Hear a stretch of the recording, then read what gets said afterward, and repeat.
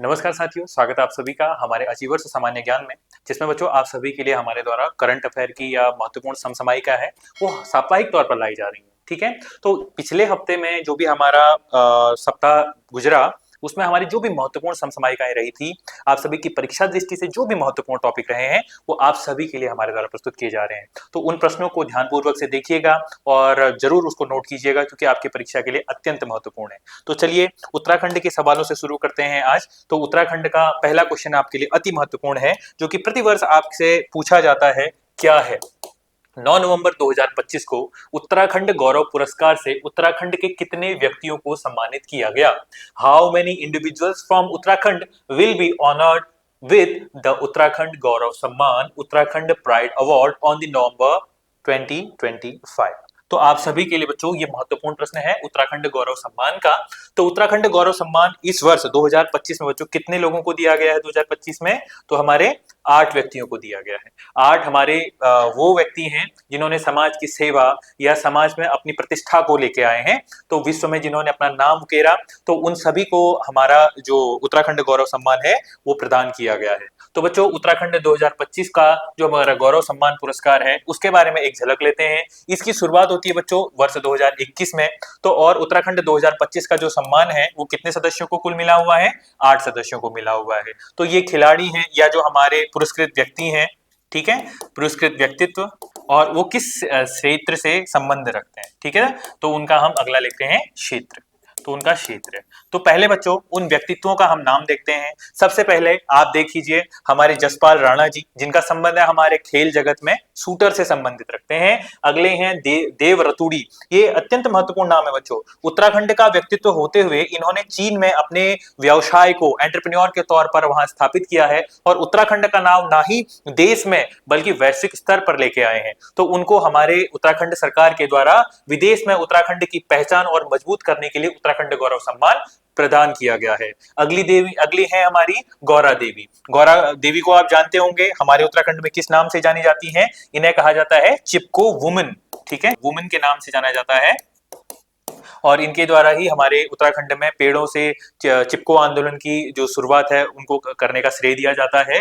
तो पर्यावरण संरक्षण में इनके अतुलनीय कार्य के लिए हमारी गौरा देवी को वर्ष 2025 का क्या दिया गया? उत्तराखंड गौरव सम्मान। अगला है हमारी तीलू रौतेली, उत्तराखंड की वीरांगना जिन्हें कहा जाता है तीलू रौतेली, उनको दिया गया है साहस और नारी शक्ति के मिसाल के तौर पर जो हमारी व्यक्तित्व हैं तीलू रौतेली, इतिहास की हमारी व्यक्तित्व, उनको उत्तराखंड गौरव सम्मान 2025 दिया गया है। अगले हैं हमारे लेखक हैं, आंचलिक लेखक के नाम से जाने जाने वाले हमारे शैलेश मटियानी, उन्हें दिया गया है मरणोपरांत साहित्य और जगत के स्तंभ के रूप में इन्हें जाना जाता है, तो उन्हें भी हमारा मिला हुआ है। अगले हैं हमारे प्रोफेसर खड़ग सिंह बल्दिया, इनको भी मरणोपरांत दिया गया है। और विज्ञान और तकनीकी के क्षेत्र में साइंस एंड टेक्नोलॉजी के फील्ड में इनको क्या दिया गया है? उल्लेखनीय कार्यों के लिए हमारा उत्तराखंड गौरव सम्मान। अगले हैं टॉम ऑल्टर, जो कि हमारे फिल्म मेकर, सिनेमा कला की दुनिया में अमिट छाप छोड़ने वाले व्यक्तित्व हैं। अगले आती है हमारी सुशीला बलूनी, तो इनको भी क्या दिया गया है? समाज सेवा के क्षेत्र के लिए इन्हें हमारा उत्तराखंड गौरव सम्मान। अब बच्चों प्रश्न तो यहां पर एक हो गया है कि कितने व्यक्तियों को दिया गया।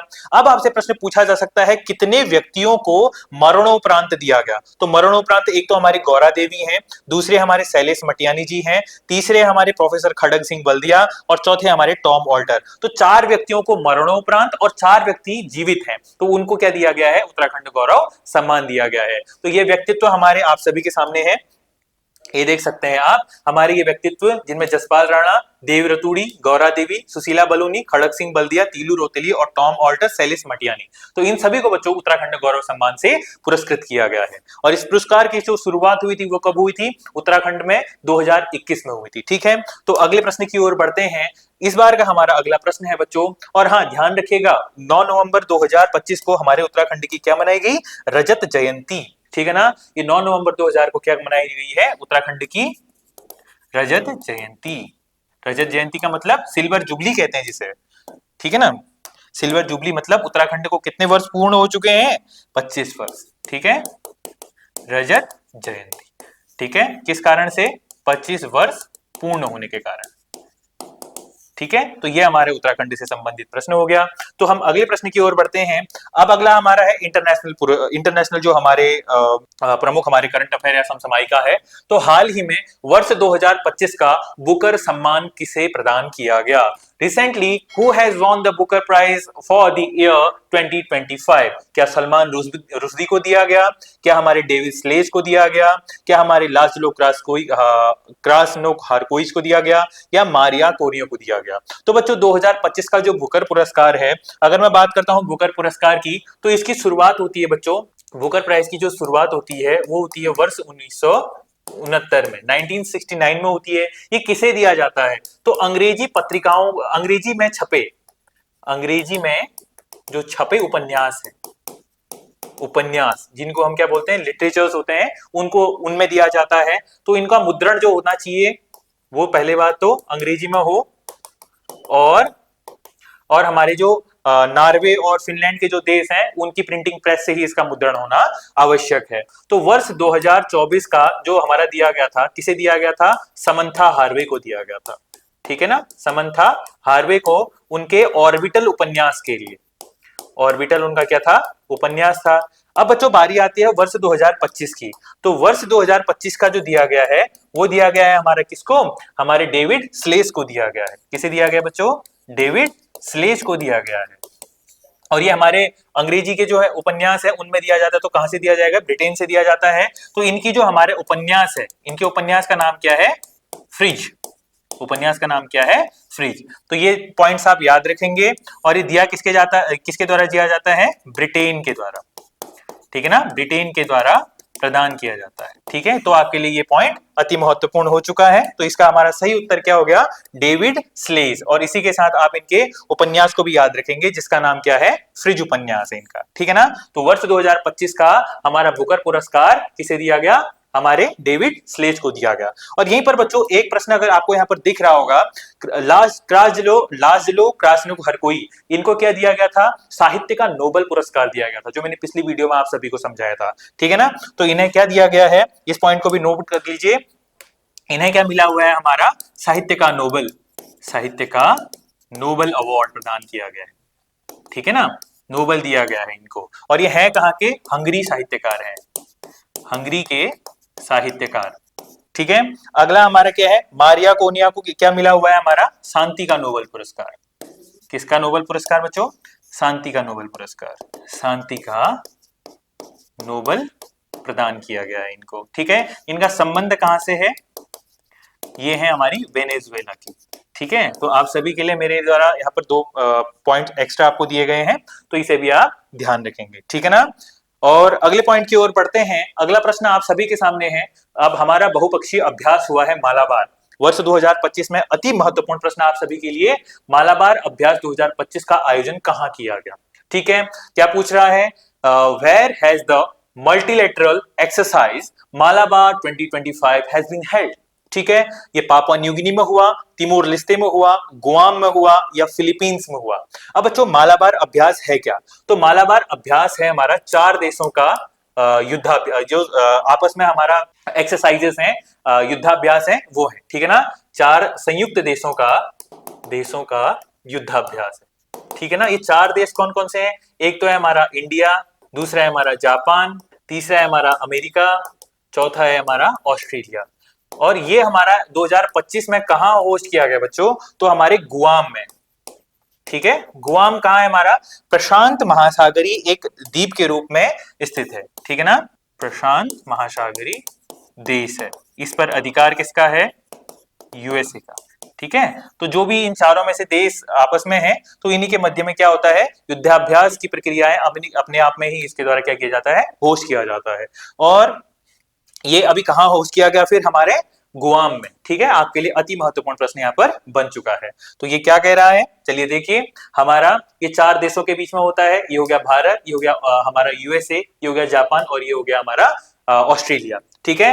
अबाउट मालाबार एक्सरसाइज, एम क्या है? To strengthen cooperation and security in the Indo Pacific region, हिंद महासागर में सुरक्षा को बढ़ावा देना इसका उद्देश्य है। पार्टिसिपेटिंग कंट्रीज कौन कौन सी हैं? एक तो है यहाँ पर इंडिया, दूसरी है ऑस्ट्रेलिया, तीसरी है जापान, चौथी है हमारी यूनाइटेड स्टेट्स ऑफ अमेरिका। तो इसमें प्रतिभाग करने वाली हमारी इंडियन नेवी है, ठीक है। तो यहाँ पर इनके द्वारा क्या किया गया है? मालाबार अभ्यास प्रस्तुत किया गया है। अगला प्रश्न है बच्चों आप सभी के लिए, इसरो ने कब तक मंगलयान 2 को लॉन्च करने की घोषणा की गई है? ISRO has announced to launch Mangalyaan 2 in for which year, ठीक है ना। तो ये कब किया जा रहा है? वर्ष 2030 में। तो क्या कहा जा रहा है मंगलयान के उपलक्ष्य में आपसे पूछा जाए तो हमारा है मंगल ग्रह। मंगल ग्रह कहाँ है? यदि आपको पता होगा सौर परिवार में, आपको मैंने सोलर सिस्टम पढ़ाया था, तो सोलर सिस्टम में मैंने आपको बता रखा है कि जो सबसे पहले हमारा सूर्य है हमारे सौर मंडल का केंद्र, फिर उसके बाद आता है हमारा कौन सा ग्रह? बुध, बुध के बाद शुक्र, शुक्र के बाद वीनस कहते हैं शुक्र को, फिर आती है हमारी पृथ्वी, पृथ्वी के बाद आती है बच्चों मंगल, मंगल मींस मार्स, मार्स के बाद आते हैं आपके एस्ट्रॉइड बेल्ट, ठीक है ना, एस्ट्रॉइड बेल्ट, एस्ट्रॉइड बेल्ट के बाद आता है बच्चों बृहस्पति, बृहस्पति के बाद आता है हमारा शनि, शनि के बाद आता है हमारा अरुण, अरुण के बाद आता है बच्चों वरुण। तो इस तरीके से हमारे सौर परिवार के ग्रह हैं। इन ग्रहों में से पृथ्वी की जो पृथ्वी के पास जो हमारा दूसरा ग्रह है आप देख रहे हैं मंगल ग्रह, ठीक है ना। तो मंगल ग्रह पर पृथ्वी अपना क्या करना चाहती है? सॉफ्ट लैंडिंग करना चाहती है। सॉफ्ट लैंडिंग का मतलब जिस तरीके से आपने पिछले वर्ष 2023 में आपने देखा था कि हमारा जो चंद्रयान 3 है मिशन सफलतापूर्वक हमारे मून के साउथ पोल पर लैंड हो चुका था, उसी तरीके से अब पृथ्वी का एक या इसरो का, भारत का अपने आप में एक प्रयास है कि वो यहां से एक मिशन लॉन्च करे और मंगल पर क्या करे? अपने जो मंगलयान है उसको वहां पर उतारे, ठीक है ना। तो सॉफ्ट लैंडिंग इसका एक क्या है? उद्देश्य है। बाकी अगर मैं बात करता हूं बच्चों मंगलयान की, ठीक है ना, मंगलयान अगर ये 2 है तो मंगल के जो हम बात करते हैं मंगल ग्रह के लिए भारत के मिशन कौन कौन से मिशन हैं? तो मैंने पहले कहा मंगलयान फर्स्ट यहां से भेजा गया, ठीक है, मंगलयान फर्स्ट भेजा गया। ये भेजा कब गया? 4 नवंबर 2013 को भेजा गया था, ठीक है ना। भेजा किसने था? तो इसरो ने भेजा था। इसके द्वारा क्या किया गया था? एक जो मिशन था, मिशन का नाम आपके लिए महत्वपूर्ण है, मिशन का नाम है MOM मिशन। मतलब क्या है? Mars orbital mission. मतलब इसका उद्देश्य क्या था? मार्स के या मंगल ग्रह के अंदर नहीं जाना था, मार्स के चारों ओर प्रक्षेपण करना था। मतलब क्या है? उसकी जो कक्षा है, कक्षा पर भारत से एक हमारा उपग्रह भेजना था। तो इसका पहला मिशन भारत ने कब भेजा था? मॉम मिशन कहा जाता है इसे, वर्ष 2013 में भेजा गया था, ठीक है ना। और ये कैसा मिशन था बच्चों? सफल मिशन था, ठीक है, ये कैसा मिशन था? सफल मिशन था। अब बारी आती है मंगल ग्रह पर हमने क्या भेजना है? मंगलयान 2, मंगलयान 2 भेजना है। तो मंगलयान 2 को भेजने का हमारे द्वारा जो टेंटेटिव डेट है या समय सीमा रखी गई है वो कब की है? 2030 की है, ठीक है। इसको आप ध्यान रखेंगे, हमारा इसका ऑप्शन बी क्या हो जाएगा बच्चों? सही उत्तर हो जाएगा, ठीक है ना। मंगल ग्रह के हमारे 2 क्या हैं? हमारे उपग्रह हैं, क्या नाम है उनका? फोबोस और डीमोस, ठीक है। मंगल ग्रह को लाल ग्रह क्यों कहते हैं? क्योंकि यहाँ पर आयरन ऑक्साइड की उपलब्धता हमको देखने को मिलती है, ठीक है। अगले प्रश्न की ओर बढ़ते हैं बच्चों। अगला प्रश्न है हमारा, ये देखिए, तो ये है हमारा इसरो। इसरो का हमारा लॉन्चिंग पैड कहां पर है? हमारे आंध्र प्रदेश में के श्रीहरिकोटा में, ठीक है ना बच्चों। और इसके अभी हमारे हेड कौन है? इसके हेड कौन है हमारे? तो वी नारायणन इसरो के क्या है बच्चों? चीफ है। इसरो के जो हेडक्वार्टर है, हेडक्वार्टर कहाँ है? बैंगलोर, ठीक है, बैंगलोर में है। और अगला इसकी स्थापना कब होती है हमारी? 1 जनवरी 1969 को, ठीक है ना। तो ये हमारा क्या हो गया? इसरो के बारे में हो गया। तो इसका एक मिशन है, ये लॉन्च किया जाना है। अगले प्रश्न की ओर बढ़ते हैं। वर्ष 2024 के छठे राष्ट्रीय जल पुरस्कारों में क्या हुआ? किसे सर्वश्रेष्ठ राज्य का पुरस्कार दिया गया? इसका क्रम आपके सामने रखा गया है। छठा, which state received the best state award in the 6th national water award for the year 2024? Haryana को दिया गया, गुजरात को दिया गया, महाराष्ट्र को दिया गया या उत्तर प्रदेश को दिया गया? तो बच्चों 2024 का जो जल संरक्षण है, वाटर जो प्रोटेक्शन है, इसी के लिए वाटर के जो हमारे सर्विसेज हैं प्रोवाइड किए गए थे किसी राज्य में, सबसे बेहतर तरीके से उसका प्रबंध किया गया। तो इस 2024 का हमारा जो अवार्ड है वो दिया गया था किसको बच्चों? महाराष्ट्र के द्वारा दिया गया था। अब इसके बारे में कुछ हमारी जो एडिशनल फैक्ट्स हैं, क्या कहता है? इसका जो सबसे पहले प्रदान किया गया किसके द्वारा किया गया? जल शक्ति मंत्रालय के द्वारा किया गया। ठीक है, तो ये क्या कह रहा है? छठे जल पुरस्कारों के विजेताओं की घोषणा की गई थी, जिसमें श्रीमती द्रौपदी मुर्मू जो कि हमारी कौन है? भारत की राष्ट्रपति हैं। 18 नवंबर 2025 को इन पुरस्कारों को क्या किया जाएगा? प्रदान किया जाएगा। 18 नवंबर को किया जाएगा। ठीक है ना? अगला क्या कह रहे हैं? जल शक्ति मंत्री कौन है? हमारे CR पाटिल। आपके लिए एक पॉइंट हो गया कि CR पाटिल हमारे जल शक्ति मंत्री हैं। नई दिल्ली में स्थित श्रम शक्ति भवन से इन्होंने छठे जल पुरस्कारों की क्या की थी? सूची का घोषणा किया था।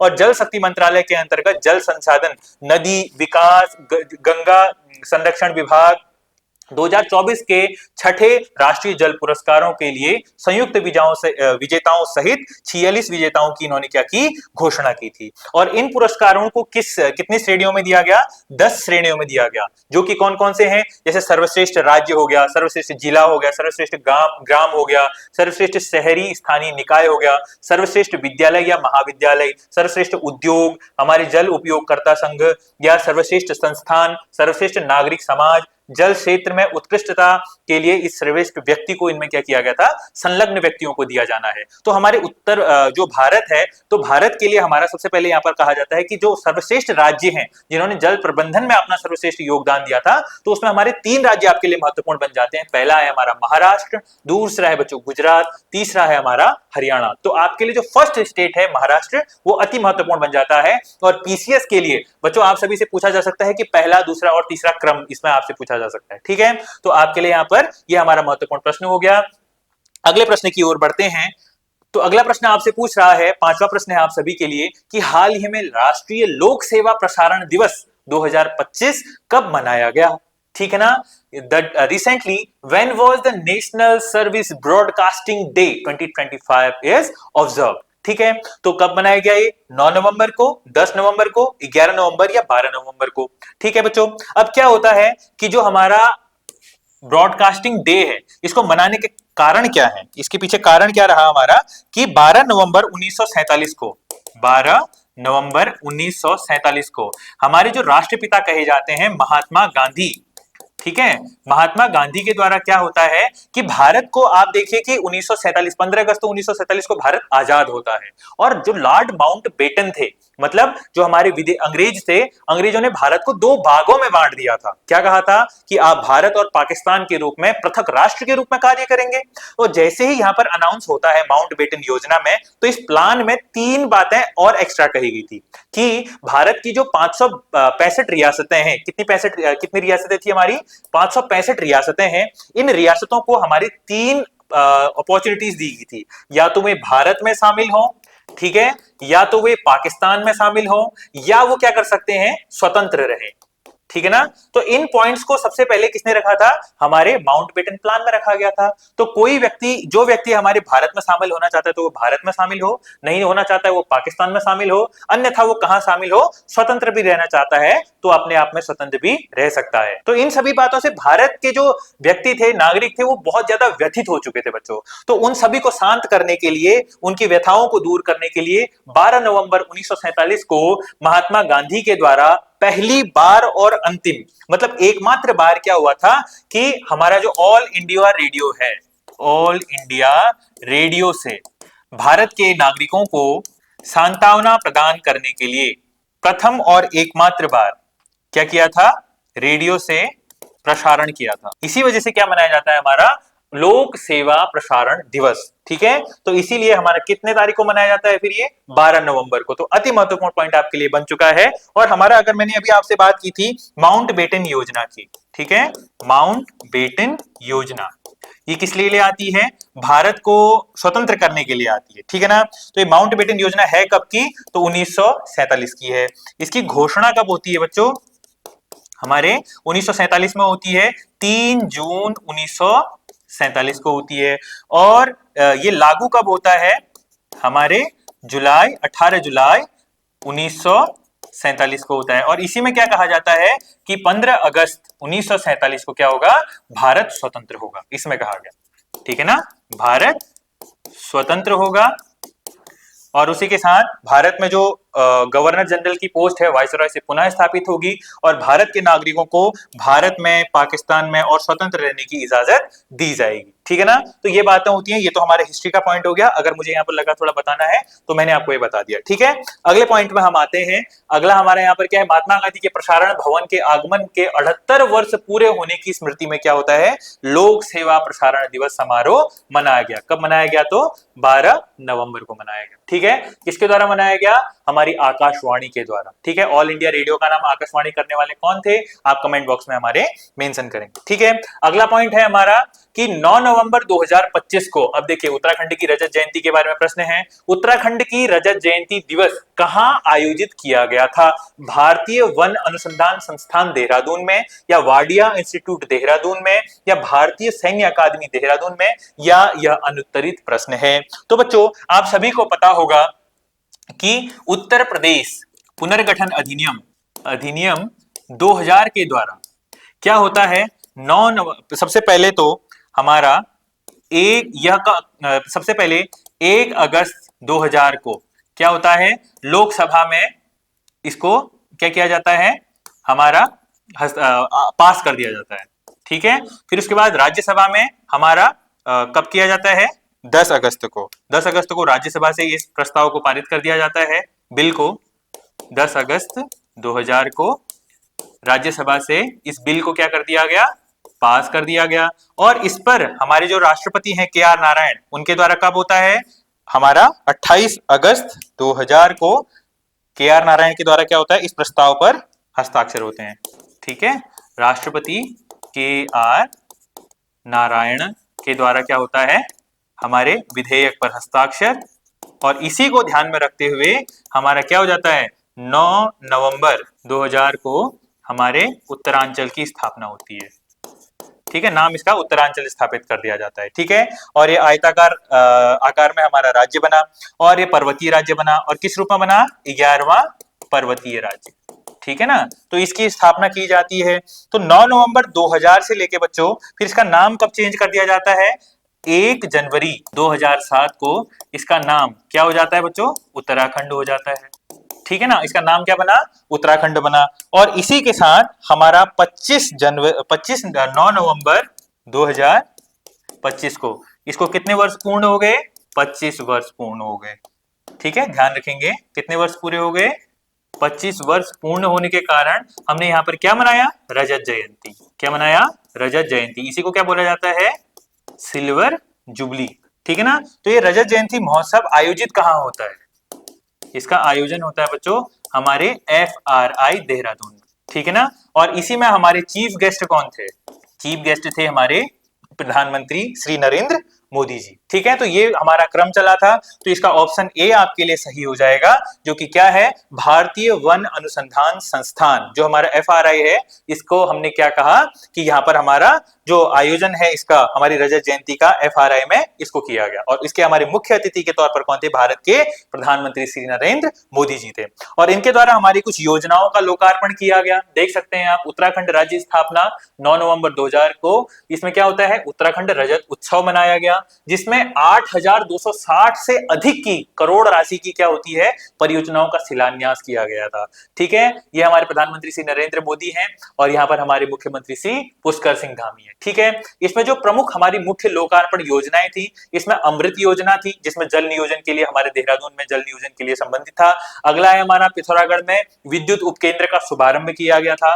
तीसरा है हमारा सरकारी भवनों की सौर ऊर्जा को शुरू किया गया था। हल्द्वानी में स्टेडियम के लिए एस्ट्रोटर्फ हॉकी ग्राउंड की क्या की गई थी, स्थापना करने की, शुरुआत करने की बात की गई थी।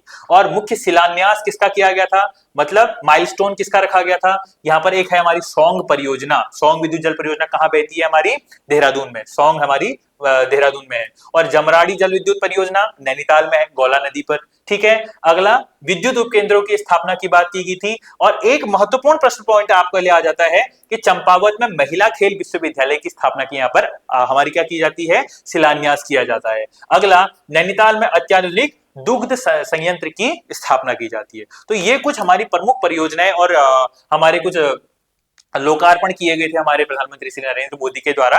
तो ये आपके लिए भी अति महत्वपूर्ण प्रश्न बन जाते हैं, क्योंकि बच्चों राज्य ने 25 वर्ष पूरे कर दिए हैं। तो पूरे करने के उपलक्ष्य में इस पे क्या किया जा रहा है कि राज्य को जो नई सौगात दी गई थी हमारे प्रधानमंत्री के द्वारा, आपके लिए परीक्षा दृष्टि से अति महत्वपूर्ण बन जाते हैं। तो चलिए आगे अगले प्रश्न की ओर बढ़ते हैं। अगला प्रश्न आपके लिए है, अगला प्रश्न क्या कह रहा है हमारा, अखिल भारतीय वन खेल कूद प्रतियोगिता 2025 किस क्रम की आयोजित की जा रही है? ठीक है, which edition of the All India Forest Sports Meet 2025 is being organized? 18वीं, 20वीं, 28वीं या 25वीं? तो देखिए बच्चों, भारत का जो वन हमारा विभाग है, तो उसने क्या किया गया है, पूरे भारत के जो संघ शासित प्रदेश हैं और राज्य हैं, तो राज्यों और संघ शासित प्रदेशों की जो खेलकूद प्रतियोगिता है, इसमें क्या किया जा रहा है, इनका खेलकूद प्रतियोगिताओं का आयोजन किया जाना है। तो इसका होस्ट है बच्चों हमारा उत्तराखंड वन विभाग। इसका होस्ट कौन है, आयोजक कौन है? उत्तराखंड वन विभाग। तो ये इसका तो आयोजक हो गया है। और ये खेले कहां जाने हैं हमारे द्वारा? तो महाराणा प्रताप स्पोर्ट्स स्टेडियम में, ठीक है ना। और हमारे वन मंत्री कौन है? सुबोध उनियाल जी। तो उनके द्वारा इसका इनॉग्रेशन किया जाना है। तो ये किस क्रम का है बच्चों? तो 28वीं क्रम की हमारी all India forest sports meet 2025 organize की गई है। प्रश्न ये पूछा जा सकता है। तो वन विभाग के द्वारा इसका आयोजन किया गया है अखिल भारतीय वन क्रीड़ा प्रतियोगिता का। और इसका जो उद्देश्य है बच्चों, प्रकृति की रक्षा और राष्ट्र की प्रेरणा, ये इसका क्या है, हमारा उद्देश्य है, ठीक है ना, एजेंडा है आप कह सकते हैं। और इसका जो आयोजन किया जाना है महाराणा प्रताप स्पोर्ट्स कॉलेज रायपुर देहरादून में इसका आयोजन किया जाना है, ठीक है। अगला क्या कह रहे हैं, इस वर्ष अपने राज्य के 25 वर्ष पूर्ण होने की रजत जयंती में मना रहा है देवभूमि उत्तराखंड में 28वीं खेल भारतीय वन क्रीड़ा प्रतियोगिता 2025 का क्या किया जा रहा है, देश भर के सभी राज्य और केंद्र शासित प्रदेशों के संस्थानों की 42 टीमें और लगभग 4000 प्रतिभागी 5 दिवसीय खेल महाकुंभ में अपना क्या करने वाले हैं, कौशल और वन सेवा की प्रेरणा की भावना को प्रदर्शित करने जा रहे हैं। तो आपके लिए ये पॉइंट भी हमारा महत्वपूर्ण हो सकता है रजत जयंती के उपलक्ष्य में, ठीक है ना। 28th all India forest sports meet 2025, host is Dehradun, ठीक है। अगला है बच्चों हमारा 8वां प्रश्न, 2025 में गोचर मेले का आयोजन किस जिले में किया जा रहा है? In which district is the Gauchar Mela being organized in the year 2025? तो आप सभी गौचर मेले से परिचित होंगे कि उत्तराखंड का जो चमोली जिला है, चमोली जिला तिब्बत और उत्तराखंड के जो भोटिया जनजाति थी उनके बीच में जो व्यापार हुआ करता था, उसको प्रदर्शित करने के लिए बच्चों हमारा कौन सा मेला मनाया जाता है? चमोली में हमारा गौचर मेला मनाया जाता है, ठीक है ना। तो इसका जो शुरुआत होती है बच्चों, वो हमारे 14 नवंबर से शुरू हो जाता है, पंडित जवाहरलाल नेहरू के हमारे जन्म दिवस से शुरू हो जाता है, ठीक है ना। तो किस जिले में इसको मनाया जाता है? चमोली जिले में मनाया जाता है। आपके लिए अति महत्वपूर्ण यहाँ पर पॉइंट बन जाता है। और ये किसके लिए मनाया जाता है? तो भोटिया या आप कह सकते हैं उत्तराखंड तथा तिब्बत के मध्य व्यापार को प्रदर्शित करने के लिए, ठीक है ना। तो इसका उद्देश्य हमारा क्या रहता है? व्यापार को दिखाना कि किन दोनों के देशों के मध्य ये हुआ करता था, ठीक है। अगला हम बात करते हैं हमारा भारत के 91वें 91st शतरंज ग्रैंड मास्टर कौन बने? Who became India's 91st chess grand master? शतरंज में बच्चों ग्रैंड मास्टर होते हैं, ठीक है, जो अपनी एक उपलब्धि को प्राप्त करते हैं। तो हमारे कौन बने हुए हैं? राहुल वीएस, ठीक है, राहुल वीएस हमारे क्या बने हैं? 91वें जो शतरंज ग्रैंड मास्टर है। और 90वें कौन बने थे? इससे पहली वीडियो में मैंने आपको बताया था 90वें हमारे कौन बने थे? इलमपर्थी बने थे, जिनका संबंध कहां से था? तमिलनाडु से। ये मैंने पॉइंट आपको बता दिया था। क्या कह रहा है इलमपर्थी, ये आरएस राहुल के बारे में, become India's 91st grand master after winning the 6th Asian individual championship with a round of spare. अगला क्या कह रहा है? He had previously earned the international master title in the November 2021 after securing his 4th and 5th international master norms and crossing 24 life rating. जैसे ही इन्होंने 2000 rating से ऊपर को क्रॉस किया था ना, इस पे हमारी चेस पर जो 2000 से ऊपर की अपनी रेटिंग को प्राप्त कर लेता है बच्चों, उसे किसका पद दिया जाता है? ग्रैंड मास्टर का दर्जा दिया जाता है। अगर मैं यहीं पर भारत के पहले ग्रैंड मास्टर की अगर मैं बात करता हूं, भारत के फर्स्ट ग्रैंड मास्टर वो कौन थे? तो विश्वनाथ आनंद थे, ठीक है। विश्वनाथ आनंद हमारे क्या थे? चेस के क्या थे? ग्रैंड मास्टर थे पहले, ठीक है। अगला आपसे प्रश्न पूछ रहा है, अगले प्रश्न की ओर बढ़ते हैं।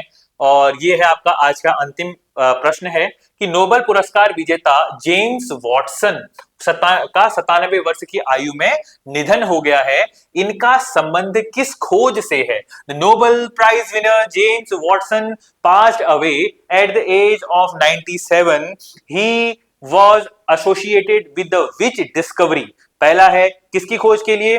माइटोकॉन्ड्रिया से संबंधित है, आरएनए से संबंधित है, सेल से संबंधित है या डीएनए से संबंधित है? तो बच्चों क्या होता है, जेम्स और क्रिक, जो बच्चे बायोलॉजी से संबंधित होंगे तो इसमें क्या होता है कि इनके द्वारा डीएनए के डबल हेलिक्स, दोहरी कुंडली की संरचना को प्रस्तुत किया गया।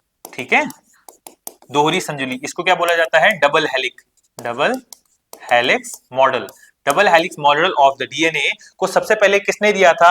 1953 में जेम्स वॉटसन और क्रिक के द्वारा। इन दोनों ने संयुक्त तौर पर क्या दिया था? डीएनए का डबल हेलिक्स मॉडल दिया था। और फिर इसके लिए क्या होता है, इन्हें 1962 में 1962 में क्या होता है? चिकित्सा का या मेडिसिन का नोबेल दिया जाता है। चिकित्सा का नोबेल दिया जाता है इन्हें। तो इसी कारण अब देखिए इनका 97 वर्ष की आयु में क्या हो गया बच्चों? निधन हो गया। तो इनका संबंध किस खोज से था? तो डीएनए की खोज से था। ठीक है ना। डीएनए क्या होता है हमारा? डीऑक्सी राइबो न्यूक्लिक एसिड, जो कि हमारे एक ऐसा पदार्थ है जो कि आनुवांशिक तौर पर अपनी माता पिताओं से अपने ऑफस्प्रिंग्स या जो बच्चे होते हैं उनमें जाता है। ठीक है ना। तो इसीलिए हमारा क्या दिया गया था, हमारे वॉटसन को हमारा नोबेल पुरस्कार दिया गया था 1962 में। तो ये हमारे कौन है? जेम्स वॉटसन है। और इनके द्वारा दोहरी कुंडली को इनको क्या दिया गया था? मॉडल को देने के लिए प्रस्तुत किया गया था। ठीक है, एडेनिन, ग्वानिन, थाइमिन, साइटोसिन, ये हमारे नाइट्रोजन स्पेसेस होते हैं हमारे किसमें? हमारे डीएनए में। ठीक है, तो इसको प्रस्तुत करने वाले हमारे जो जेम्स वॉटसन थे, उनका 97 वर्ष की आयु में निधन हो चुका है। तो ये वीडियो थी बच्चों आज की आप सभी के लिए, जो महत्वपूर्ण समसामयिकी या करंट अफेयर आप सभी के लिए पिछले हफ्ते की थी। तो आप सभी को हमारी वीडियो कैसी लगी, आप सभी मुझे जरूर कमेंट बॉक्स में मेंशन कीजिएगा। आप सभी को जो करंट अफेयर की जो हमारी वीडियो है, इसकी जो पीडीएफ है बच्चों, इसके लिए आप हमारे टेलीग्राम चैनल को जरूर ज्वाइन कीजिएगा। तब तक के लिए अगली वीडियो के लिए मुझे इजाजत दीजिए। हमारे चैनल को लाइक करना, शेयर करना और सब्सक्राइब करना बिल्कुल मत भूलिएगा। आप सभी का यहाँ तक रुकने के लिए बहुत बहुत धन्यवाद।